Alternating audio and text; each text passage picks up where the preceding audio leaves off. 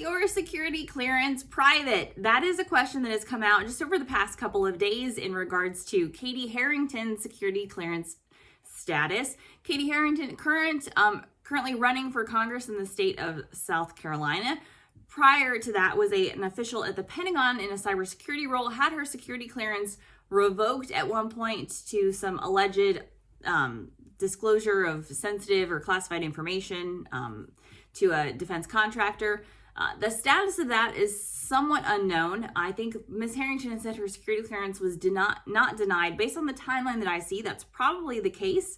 It looks like her position terminated while there was this kind of adjudicative action happening. So again, you can get issued either a statement of reasons or something related to your security clearance being denied or revoked that can be working through the administrative wickets. And if your employer terminates you, your position expires or your military service ends, what happens basically is you enter this loss of jurisdiction status. So it isn't that your security clearance has been formally denied. It's just that no decision has been made because you are no longer in the position. The government is not going to investigate that.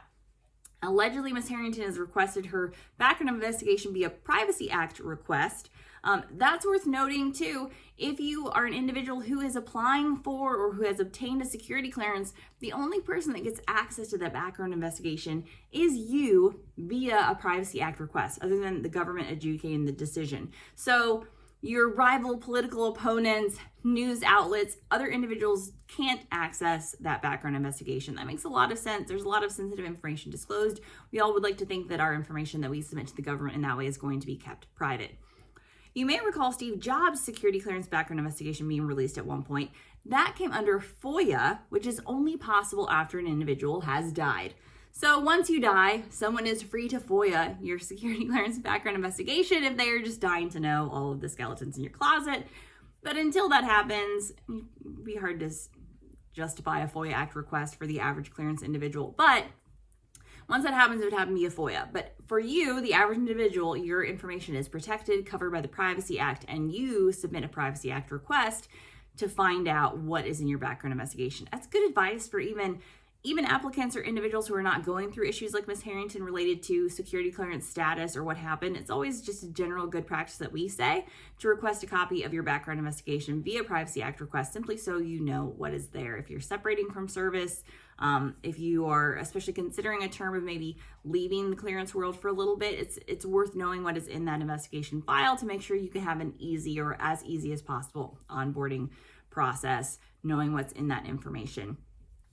Again, this is kind of a wonky security clearance topic that comes up, but it's two things that are probably worth knowing and remembering. Yes, your security clearance is private. It is protected information, and other people cannot get access to it. You even have to submit a request to get access to your own file.